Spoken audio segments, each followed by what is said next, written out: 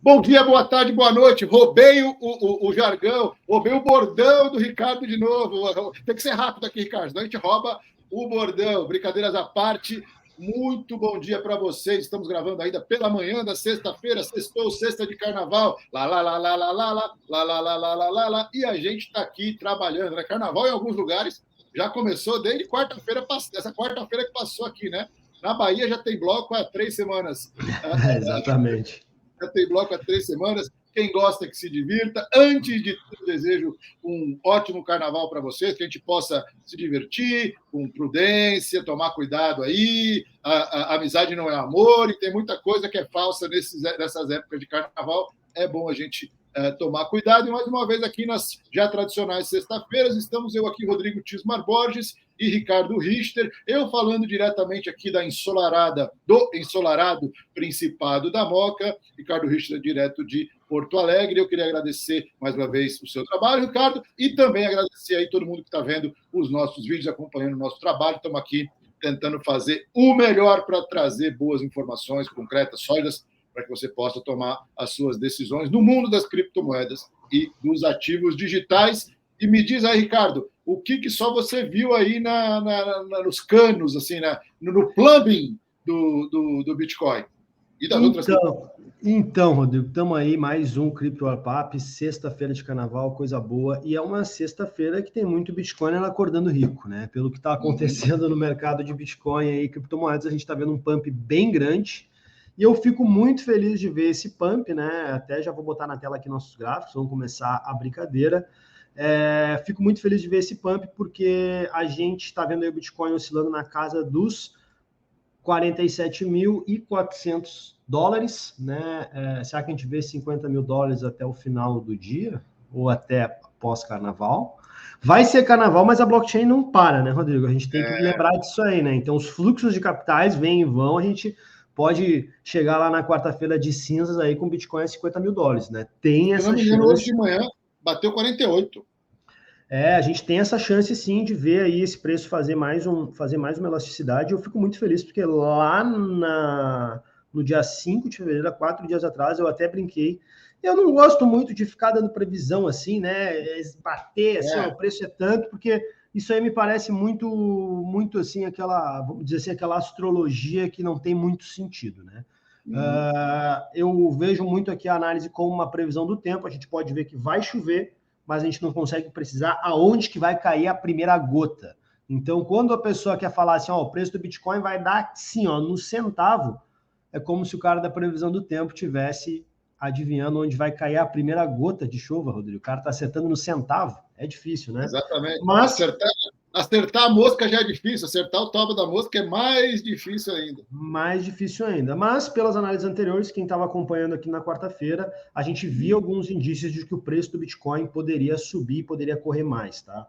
Eu até voltei aqui nesse tweet há 23 horas atrás e tuitei lá enquanto o preço do Bitcoin era 223 mil reais, desculpa, fazendo 6% aí.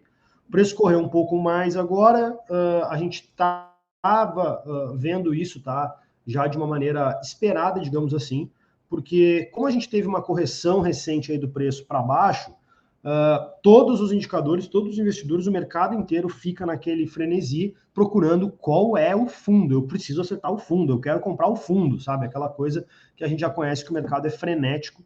E basicamente a gente teve aí o encontro do fundo aqui perto da linha do STH, do preço realizado dos detentores de curto prazo. Esse nome é bem complicado aí para falar em português, né?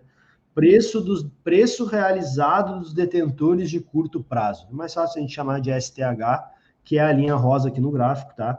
Atualmente, 39.400 dólares. Eu tinha dado aí uma previsão de ver esse preço até 34.100 dólares, caso a gente visse uma liquidação aí no Bitcoin, mas tem alguns eventos externos acontecendo, principalmente relacionados aí aos ETFs, né? Tem fluxos de capitais novos entrando na blockchain, o que está fazendo o preço correr um pouquinho para cima. Estou ficando já vesgo de olhar essas barras aqui de preço realizado do Bitcoin, porque para mim está sendo muito importante verificar essa métrica e, assim, estou no modo Cracolândia do gráfico, estou no modo aqui onde todos os dias eu estou vindo aqui olhar o preço realizado, porque para mim o que está acontecendo, Rodrigo, é um fenômeno quase que histórico dentro desse indicador, tá? Ele não corrige negativamente desde outubro, o que é uma coisa bastante incomum a gente ver. Outra coisa que é incomum a gente ver é aquela quantidade de dias seguidos em lucro sendo realizados. Então a gente tem, ao mesmo tempo, olha que curioso o que está acontecendo com o Bitcoin. O Bitcoin está recebendo fluxos de capital, está absorvendo esses fluxos de capital, aumentando o seu preço realizado, é isso que o gráfico vai nos dizer. E também, além de segurar esses fluxos de capital que estão acontecendo, a gente está passando por um período histórico de realizações de lucro. Então, olha que coisa, parece que uma coisa é a contramão da outra, né? Exatamente.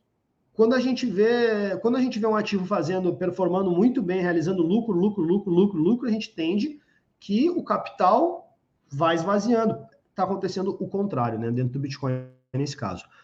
Isso, né? Por esses fatores estarem indo basicamente em direção oposta, o cenário que eu coloco aqui tá um cenário muito otimista de alta, porque apesar da gente ver esses lucros aí sendo realizados, o capital continua sendo absorvido pela rede, tá? E essa última subida que a gente teve aqui, tá? Desde aí desde os 39 mil dólares, tá? Que é a aproximação que a gente tem aqui, a maior aproximação lá no dia 22 de janeiro, tá? Da linha do STH aqui, a gente teve o preço do Bitcoin em 39.400 e o STH em 38.100. A partir daí, o preço nas corretoras subiu, o que vai aumentar mais ainda, tá, esse fluxo de absorção de capital do preço realizado. Então, vamos ver cada vez mais e cada vez mais rápido uma aproximação do preço realizado aqui na linha vermelha que está na tela aí, que é a linha do último all-time high. Tô louco para ver isso aqui cruzar, tá? Tô louco para ver esse indicador cruzar. A gente tem alguns momentos aqui, ó, lá 2 anos atrás que o preço cruzou. Na época, o preço do Bitcoin 45 mil dólares e o preço realizado 24.500, tá? Olha só, Rodrigo, o que está acontecendo aqui. Isso aqui é uma informação que muito trader, aí, muito investidor não tem no bolso. Eu vou dar essa informação aqui pro pessoal. Quando a gente teve lá o preço realizado do Bitcoin nesse período aqui, ó, 24.500 dólares, aqui eu estou olhando o dia 31 de março de 2022.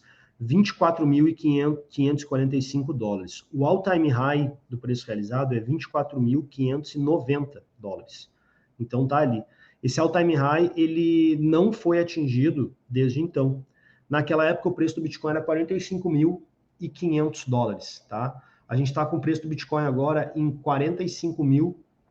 O último preço aqui de ontem, no caso, do Glassnode, é de 45.330 dólares.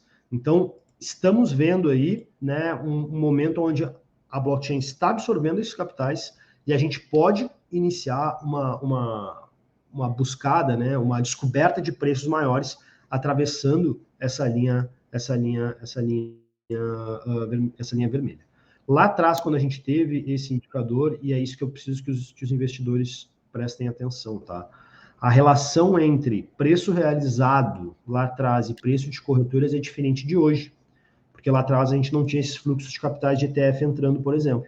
Então, a forma como o preço realizado passa a se comportar a partir de agora vai ser um pouco diferente. Então, o indicador passa a ter um pouco mais de valor ainda quando a gente olha essas transações on-chain. Aconteceu também aqui, tá, no NUPL, um cruzamento. Olha só olha que timidez isso aqui. Olha que timidez. Olha a timidez da entrada na zona verde aqui.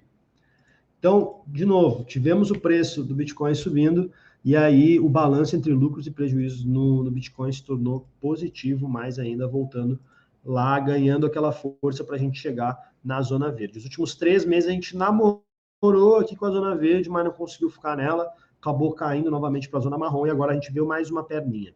Quem usou NUPL a seu favor e utilizou as análises, no dia 22 de janeiro, comprou Bitcoin a 39.400 dólares e agora está com Bitcoin a 45.300 dólares. Esse é o poder do NUPL para a gente fazer aí swing trade. Tá? De 22 de janeiro, 39.400 até dia 8 de fevereiro, dá menos de um mês, dá 20 dias aí, a gente está fazendo de 39 mil a 45. Em relação a preço, tá? Eu ainda acho que essa volatilidade que a gente viu agora recentemente do preço subindo aí quase 10%, ela pode se corrigir porque a gente está vendo aqui o número de UTXOs em lucro na rede se aproximando lá da zona dos 90%, que é a zona que costuma corrigir, tá? A gente pode sustentar essa zona aqui de 86 até uns 92 mais ou menos por algum período? Pode, inclusive é o que a gente está vendo no gráfico. A gente segurou aí pelo menos 2, 3 semanas de dezembro acima de 90%, oscilando entre 90% esses valores. Mas logo depois disso veio a correção, veio o fluxo de venda da Grayscale, tiveram alguns acontecimentos. Tá? Então, atualmente, 88,3% das UTXOs em lucro, 11% das UTXOs em prejuízo, tá? Também patamares normais aqui, mas vamos ver essa correção aí, pode vir justamente porque quando a gente supera essa marca de 90%, tá? Isso também é uma informação que a gente pode estampar aqui no vídeo para todos os investidores, todos os analistas aí. Quando a gente supera essa marca de 90% das UTXOs em lucro, historicamente, a gente vê um aumento muito grande da força vendedora, e aí a gente acaba tendo o preço do Bitcoin corrigindo um pouco para baixo. Em relação lá aos lucros e prejuízos realizados, eu vou colocar os últimos 6 meses, e aí vou bater de novo, vou falar que desde o dia 20 de outubro, o Bitcoin só está realizando lucros, e está realizando lucros numa média muito elevada, tá? Então, assim, só ontem foram 609 milhões de dólares coletados em lucro, com picos aqui, tá? De 3 bilhões, 2 bilhões, lucros acima de 1 bilhão. Isso aqui está por dia. Então, foram 600 milhões de dólares colocados no bolso, né? On-chain ontem, só ontem. E esse período aqui que a gente está vendo desde o dia 20 de outubro, que ele corre aqui, ó, quando a gente abre a série histórica, e aí vamos reforçar de novo o peso dessa informação, não houve nenhum período no Bitcoin tão longo de realização de lucros. Houveram períodos de realização de lucros maiores? Houveram, mas o período não durou por tantos dias. Então, é um indicador aí de que talvez o mercado aí, aquele hype, aquele pump que era esperado pelas pessoas pós-ETF, ele não se consolidou da forma como algumas pessoas imaginariam que iria acontecer. Né? Algumas pessoas imaginariam que no outro dia o Bitcoin ia disparar 100 mil dólares a patamares elevados, mas a consequência que houve, né, a segunda consequência que houve, é um reforço desses dias em lucro aí sendo realizados. Me lembro aí da informação do Pedro, tá, que o Pedro trouxe para a gente aqui, né, o RPD, trazendo lá a informação das moedas que a gente tinha registrada a 16 mil dólares, isso está oscilando. Então, essas moedas que estão para trás aqui da barra cinza são as moedas que estão se movendo, que estão realizando esse lucro, que estão passando para outras posições aqui. Como vocês podem ver aqui, a maior parte das moedas na blockchain, ela ainda está em lucro, está registrada a um preço inferior do que a gente tem hoje. Tá? Isso a gente pode verificar aqui pelo RUPL, pelo RPD, a gente pode verificar pelo NUPL, a gente pode verificar pelo número de moedas absolutas em lucro e prejuízo, a gente pode observar pelo número de carteiras, pelo número de UTXOs. Então, tem vários indicadores aí on-chain que a gente pode usar para confirmar esses valores, tá? Outra coisa que tem acontecido aí, tá? Nos últimos 6 meses, tenho aqui na linha vermelha o agregado, tá? Dos stablecoins em circulação, e na linha verde aqui a gente tem só o Tether. Então, o mercado ele vem, desde outubro do ano que vem, colocando mais... Oi? Outubro do ano passado.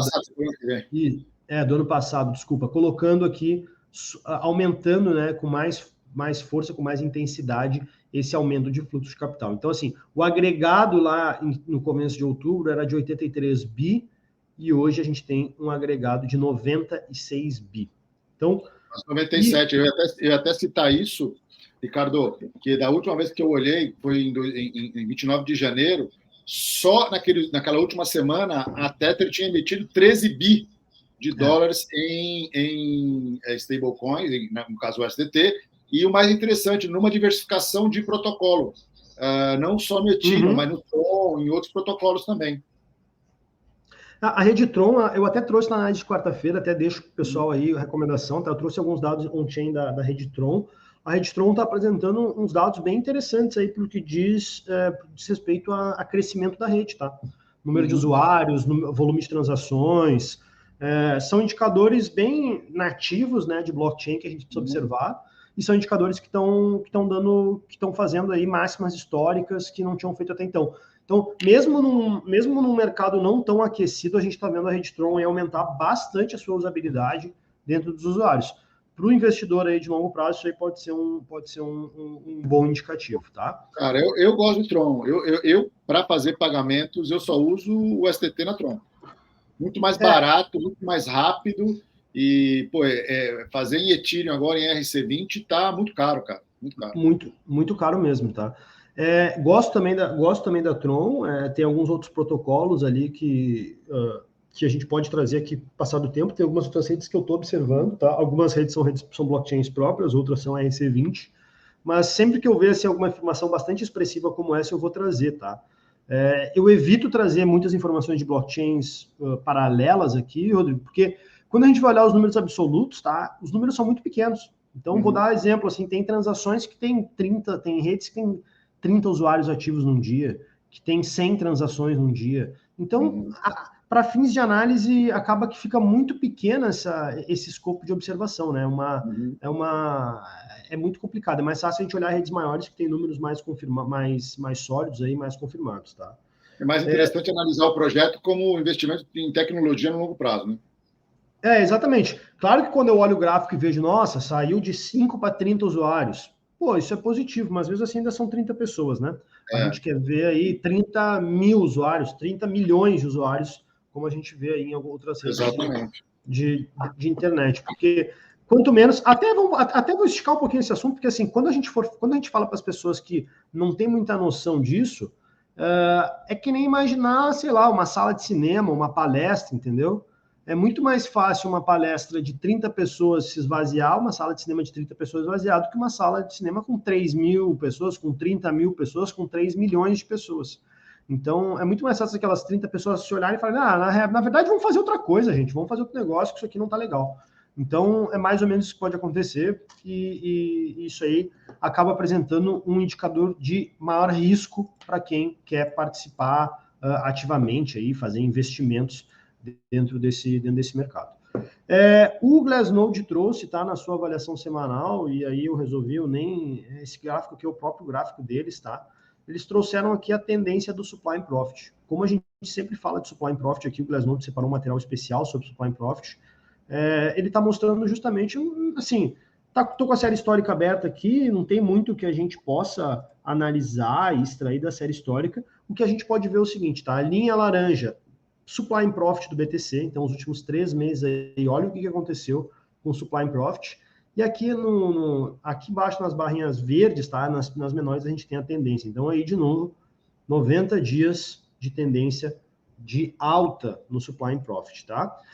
Por que o Glassnode está trazendo isso? Para reforçar essa informação que a gente já falou aqui. Apesar do preço do Bitcoin estar fazendo aí uma subida repentina, o número de moedas está aumentando e isso aí pode criar uma força vendedora, avisando todo mundo aí, né? Isso aqui é para não pegar ninguém desavisado, né? Agora numa bull trap aí, numa breve correção, tá?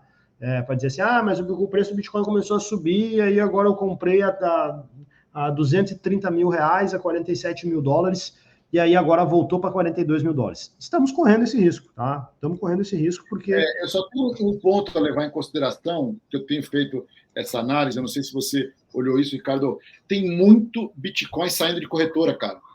Você olha lá os dados do Whale, cara, é muito Bitcoin saindo de corretora. E você tem muito Bitcoin sendo comprado pelos ETFs, porque é até um assunto que eu vou tratar ali no giro de notícias, né? Cara, os ETFs, até por regra, eles têm que, assim que eles recebem o Fiat, eles têm que comprar.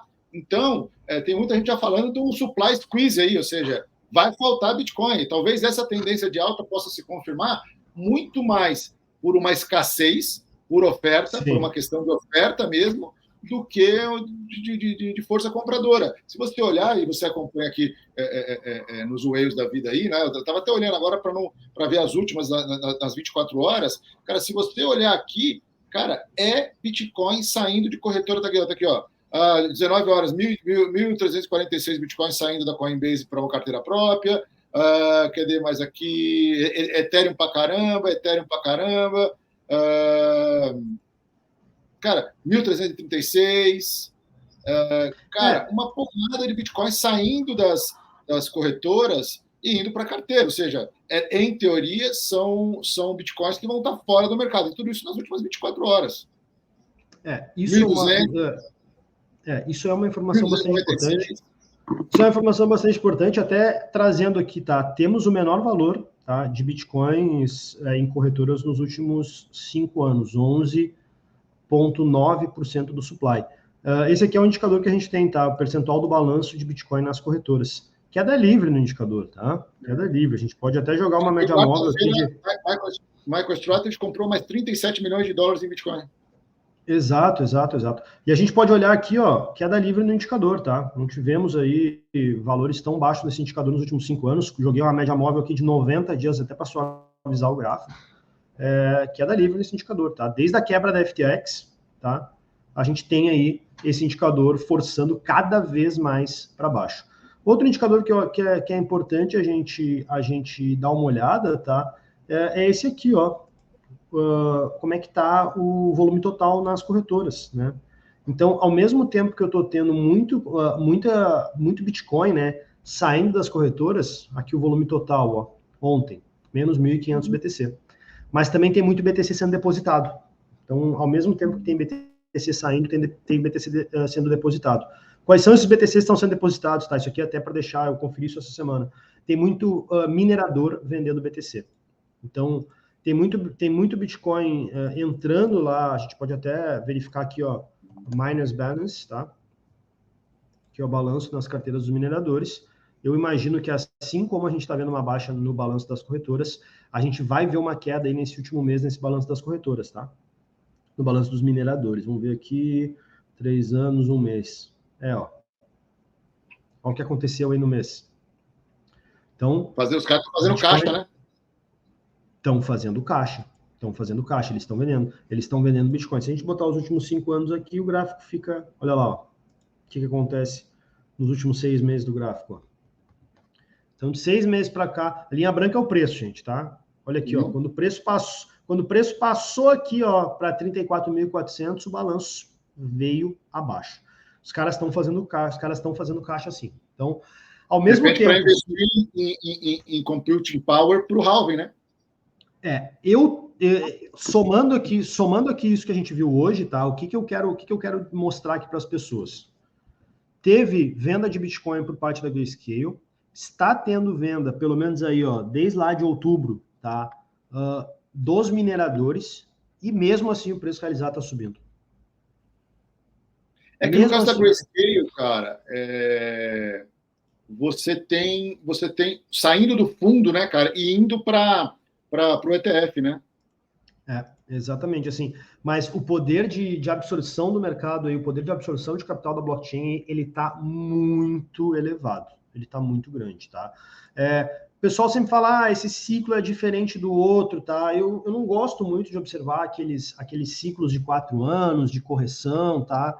Eu tento entender o contexto atual, tá? O contexto atual é um contexto que hoje, apesar dessa força vendedora que a gente está tendo aí, normalmente, tá, historicamente, nos ciclos anteriores, só os mineradores, isoladamente, eles já tinham força de jogar o preço do Bitcoin para baixo. Eles têm, tá, se eles quiserem. Mas é o que não está acontecendo agora nesse momento. Mesmo eles abrindo mão aí do balanço em BTC, mesmo tendo essas vendas, a gente está vendo o preço subir e está vendo o capital ser retido pela blockchain. Significa que existe uma força compradora constante, tá? Esses tempos saiu aí o gráfico, né, de quantos bitcoins estavam na mão de...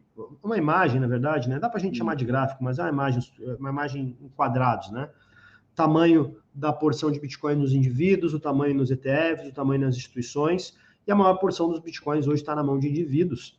E o fluxo de capital criado por indivíduos fazendo DCA, comprando Bitcoin toda semana, todo mês, ele existe, ele é um fluxo constante dentro da blockchain, e agora a gente tem mais um fluxo constante, e é justamente isso que está no tweet aí que eu botei na tela, tá?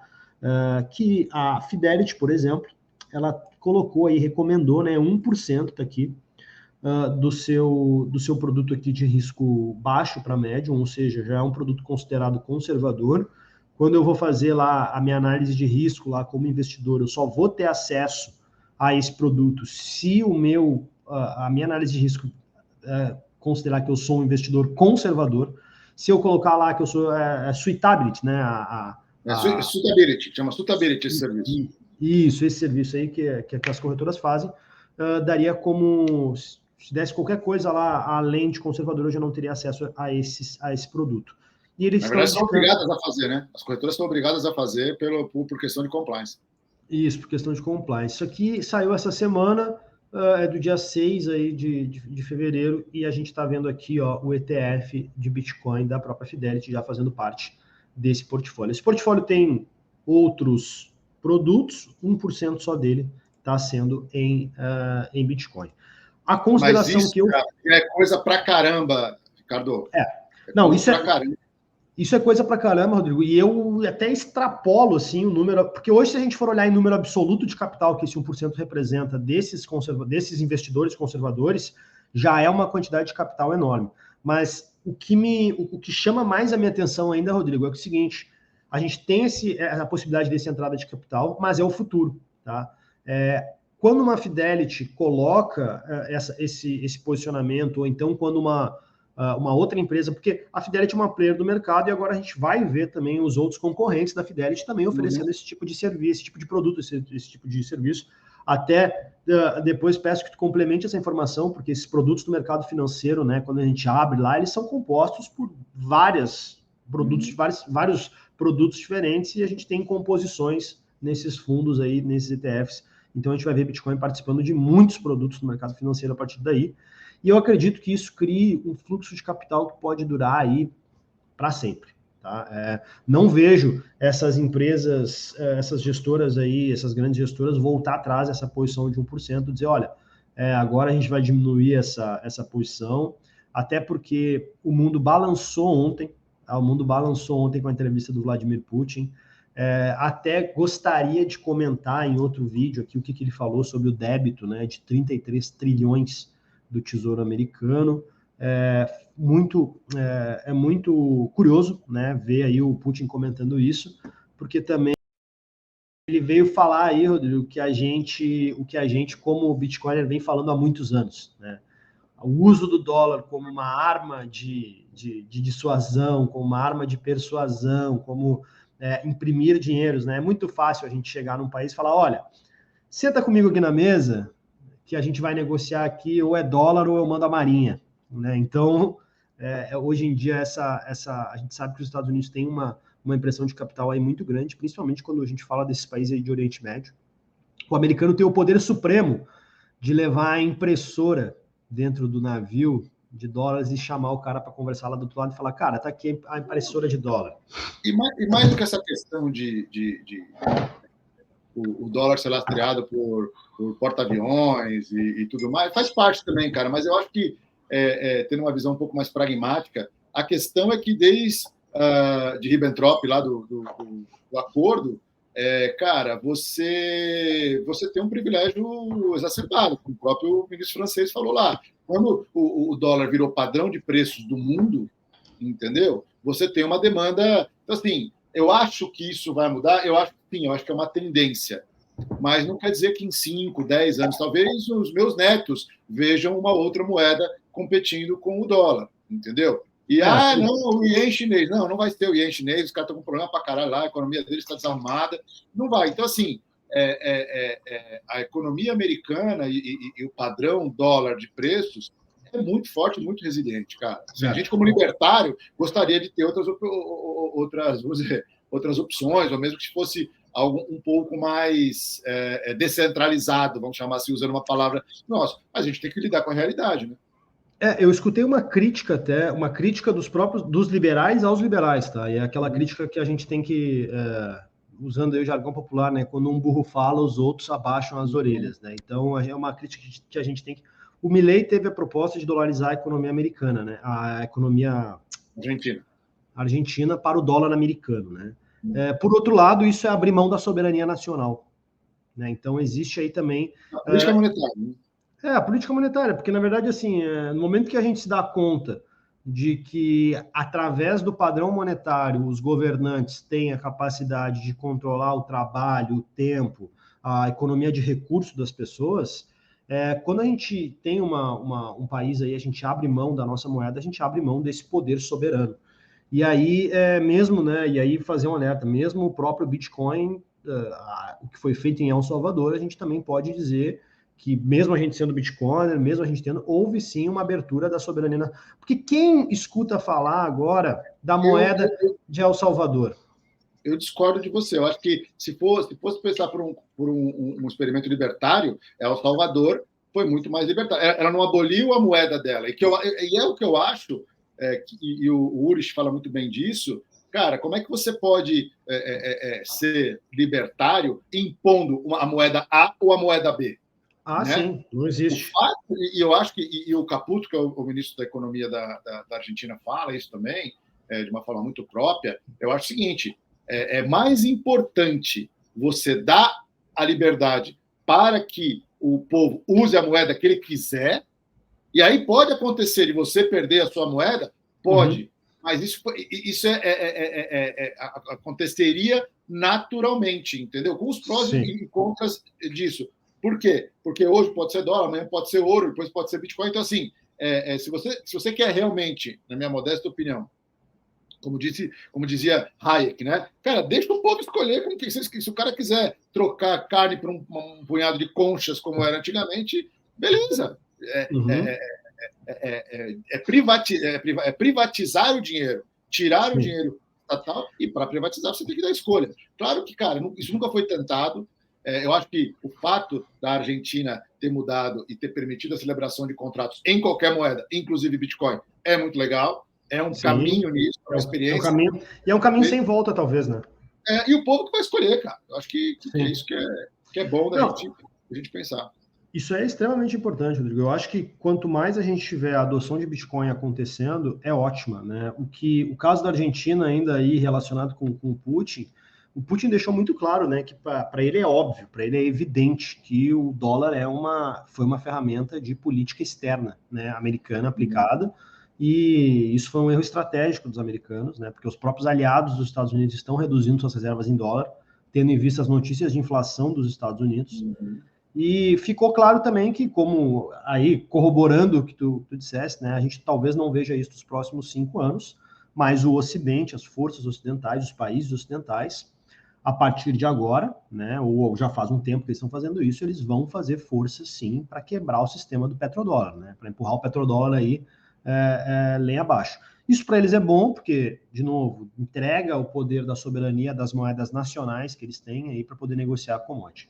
Os Estados Unidos conseguiu algo que nenhum outro país no mundo conseguiu, né, que foi lastrear o seu dinheiro em dólar, em petróleo, desculpa, lastrear o dólar em petróleo, é algo que a gente não tem nenhuma outra moeda aí, talvez seja uma das únicas moedas do mundo hoje ainda lastreadas em commodity real, né? Eu acho que esta é a maior mudança que pode acontecer. Se existe uma mudança que realmente possa mudar esse padrão, e eu não digo não só petróleo, eu digo a energia em geral. Se você tiver um movimento de que os grandes produtores de energia parem de referenciar, aí você está ameaçado. Mas enquanto isso não acontecer, cara, e eu acho que vai demorar muito para acontecer, justamente pelos porta-aviões e pelas bombas nucleares, então eu acho que, até porque, por outro lado, sempre foi muito positivo. O Oriente Médio, há 50 anos atrás, 60 anos atrás, 80 anos atrás, era uma pobreza desgraçada. Hoje os caras são ricos pra caramba. Entendeu? Todo mundo que eu recomendo que assista Siriana e entenda o que acontece lá. É um filme dos anos 2000 aí, com George Clooney. Então, cara, a gente derivou aqui, vamos voltar para o nosso universo cripto aqui. Parece que você já acabou a parte de análise on-chain. Cara, foi uma semana tranquila, muita coisa positiva, muito detalhe positivo, até corroborando aquilo que você falou do supply squeeze, ou seja, falta de oferta, né? Cara, não tem dinheiro. Quando o cara fala para mim assim, não tem dinheiro em cripto, não tem dinheiro, pô, claro que comparado com outros mercados a gente ainda é pequeno, mas dizer que não tem dinheiro é uma idiotice. Cara, dos 5.500 ETFs do mundo, a Bloomberg soltou um estudo que eu achei extremamente interessante, que é o seguinte: pela primeira vez na história, os ETFs de cripto captaram em seu primeiro mês mais do que todos os ETFs do passado. Ou seja, de todos os ETFs que foram emitidos até hoje, nenhum tipo de classe de ETF, eu estou falando, captou tantos recursos como os ETFs de cripto. Não tem dinheiro nesse negócio, né, cara? Não tem dinheiro aí. Não tem. E dá uma olhada aí, Rodrigo. Isso aqui é de 18 de outubro de 2021, né? Vai faltar Bitcoin. Vai faltar Bitcoin. A gente está batendo nessa tecla aí tem alguns anos já, né? Porque a probabilidade de realmente faltar Bitcoins, ela não existe, tá? Vamos deixar isso bem claro para os nossos ouvintes aí, para os nossos pequenos que nos acompanham. Faltar Bitcoin, a gente chegar na corretora e faltar Bitcoin, isso não vai acontecer, porque o Bitcoin é divisível em 100 milhões de unidades. Então, é muito mais fácil, né, da gente poder dividir essa moeda e poder compartilhar aí ela para as pessoas. O que vai acontecer justamente é que o preço pode fazer um movimento parabólico, como dizem alguns analistas, né? A gente pode sair aí, fazer aquelas coisas que a gente já viu acontecer aí, fazer o preço vezes 10, aquelas coisas assim que eu sinceramente, eu sou um pouco cético quando eu falo de Bitcoin, eu escuto essas análises, mas eu sou cético, Rodrigo, sabendo que essa carta existe no baralho. Tipo, no rol das probabilidades que a gente tem no universo de criptomoedas, essa é uma carta no baralho, sim, né? Mas eu acho que cabe um pouco a gente ter um pouco mais de pé no chão e levar em consideração outros fatores, outros indicadores. Então, faltar Bitcoin não vai, o que pode acontecer aí é ele ficar muito mais caro do que ele é hoje, uma unidade pode passar a custar muito mais do que ela custa hoje, e é o que muita gente está pagando e esperando para ver, né? Exatamente. E aí, a gente já falou isso várias vezes. O mercado de cripto, as oportunidades de investimento no mercado de cripto são muito mais abrangentes do que só comprar Bitcoin, Ethereum, Chainlink ou qualquer um desses. Existe uma indústria de empresas, inclusive com ações abertas na bolsa, que vai lá desde o private equity, fundos de private equity, de VC, que investem em projetos iniciais, através de SAPs, etc. Tal, mas você tem empresas na bolsa, principalmente nas bolsas americanas, abertas. Então, esse pump do Bitcoin, entendeu? Que foi assim, perto de 10%, você teve essa semana um pump muito interessante, uma apreciação de preços muito interessante das ações ligadas a isso, né? Cara, a Coinbase subiu perto de 8%, a Riot, na média, todos perto de 10%. Você teve a CleanSpark, que é uma outra ação desse mercado, que subiu 20%, né, nos últimos dias. Então, assim, é algo que muito mais fácil, você consegue investir através de qualquer corretora. Eu não quero abrir conta em exchange, eu não quero fazer custódia própria, eu não quero entender essa tecnologia, mas eu sou interessado em ganhar dinheiro. Você tem oportunidades na sua corretora lá, vai qualquer corretora que acesse Nasdaq e compra as ações dos caras, bicho. Aí, ó. Muito fácil. Tem tese boa, tá? Eu até joguei aqui, tá? Pesquei no Twitter aqui, ó, por Coin, tá? Esse aqui é o ticker lá da Coinbase. Só pincelando aí também. Subiu pra caramba. Também. Aqui a gente tem algumas empresas que são ligadas aí, ó, a Bitcoin, tá? E aí fazendo esse tweet aqui é de uma hora atrás, ó, 22%. A Marathon, que é o minerador, Riot, que é mineradora. Minerador e a Coinbase. Vamos lembrar, pessoal, tá, que a custodiante de muitos bitcoins desses ETFs é a Coinbase. Tá? Então, inclusive, hoje se a gente for analisar aí do ponto de vista de corretoras, tá, a gente não tem a capacidade de fazer um investimento via bolsa, né, na Binance. Mas a gente tem a possibilidade de fazer isso na Coinbase. Quando a gente vem aqui no CoinMarketCap ou lá no CoinGecko e vem na aba de corretoras, é importante ver que hoje aí, ó, a Coinbase é a segunda maior do mercado, tá? Claro que ela ainda, em números absolutos, está muito atrás do que é a Binance, mas existe aí já há muito tempo, desde o estabelecimento da FTX aí, um interesse muito grande pelos investidores americanos em investir em empresas americanas, né? Vamos lembrar aí que a Binance ela é uma empresa que é uma empresa mundial, entre aspas, mas é fundada por um chinês canadense, o que costuma não ser visto por muito bons olhos. É uma empresa que não tem... a gente tem só a Binance US, né, lá nos americanos. Não sei se a Binance US está listada junto com a Coinbase na Bolsa de Nova York. Eu acho que não. Não, a Binance US é empresa fechada, não é aberta, não. É, empresa fechada. Então, para a participação no mercado financeiro, hoje a menina dos olhos nos Estados Unidos é a Coinbase, né? Uma vez... A Kraken não está aberta na bolsa, mas está crescendo. É uma outra notícia que eu ia falar. A Kraken tomou uma estratégia um pouco diferente da Coinbase. Ela quer crescer mundialmente e ela vem buscando licenças de atuação em vários países. Ela conseguiu agora a licença na Holanda, a licença de Virtual Asset Service Provider, o que é um passo importante, porque a Holanda é um país, é um polo, é um hub regional de startups. Então, ter a Kraken, ela comprou uma exchange, acho que não me engano, BitMister ou CoinMister, alguma coisa assim. Ela comprou uma corretora de cripto lá e agora tirou a sua licença. Ela vem expandindo globalmente, né? E aí, cara, uma coisa interessante, né? Uma análise que eu vi, para quem gosta de astrologia, né? Para quem gosta de pensar investimentos de uma forma assim mais holística, né? Esse ano é o ano do dragão. Começa agora, pertinho do carnaval, é a virada de ano nos países asiáticos, e essa época do ano tem sido muito boa para o Bitcoin. Acho que tem muito chinês lá, muito asiático, que acha que é importante essa data e faz investimentos em cripto nessa época. Então, essa época sempre sobe, é um outro fator de pushing aí, né, de força de subida do preço, e geralmente o ano do dragão para eles é o ano do correr risco. É o ano de grandes investimentos, sem temperança. É o ano de fazer a coisa acontecer. Tomara, né? E aí eu falo, será que é por causa do ano do dragão e dessa mudança que está subindo esse preço? Qualquer coisa que dê interesse em subida é bom para todo mundo, né? O pessoal está até brincando com isso aqui no hate, Rodrigo. Inclusive, há 2 horas atrás postado, o Bitcoin passa $47 mil quando começa aí o ano do dragão, né? Então, é uma brincadeira aí de mercado que é interessante. Cara, eu já trabalhei em empresa chinesa, né? Já frequentei lá muitas vezes, eu era diretor de uma empresa chinesa aqui para a América Latina.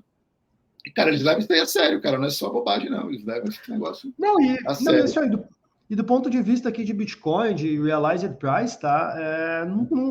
Isso é o que a gente não comenta muito, tá? Mas o balanço entre fluidez de capital entre o mercado americano e o mercado asiático, ele funciona aí, né, 24 horas por dia. Então, basicamente, um atua no fuso horário oposto do outro.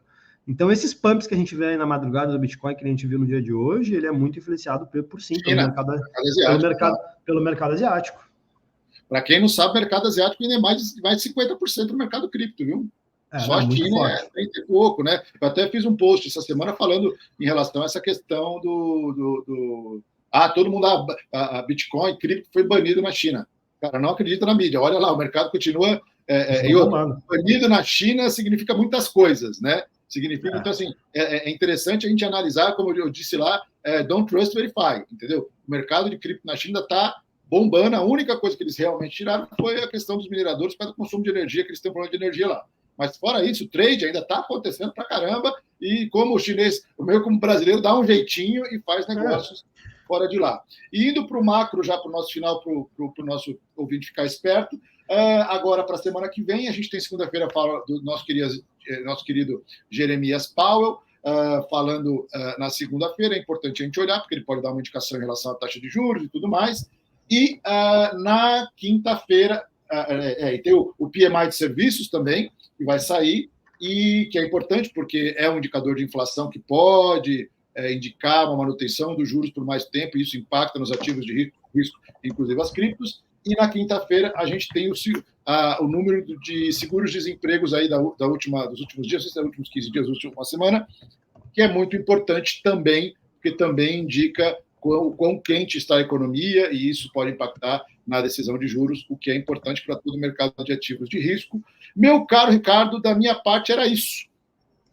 É isso também. Eu acho que a gente está tendo aí, né, bons momentos aí influenciados pelo mercado asiático, como a gente brincou agora. Pessoal, o carnaval está vindo aí. Não bebam e abram os gráficos, né? Essa é a recomendação que eu vou dar para todo mundo aí. Don't drink and trade. Isso aí é uma clássica, uma máxima do mercado.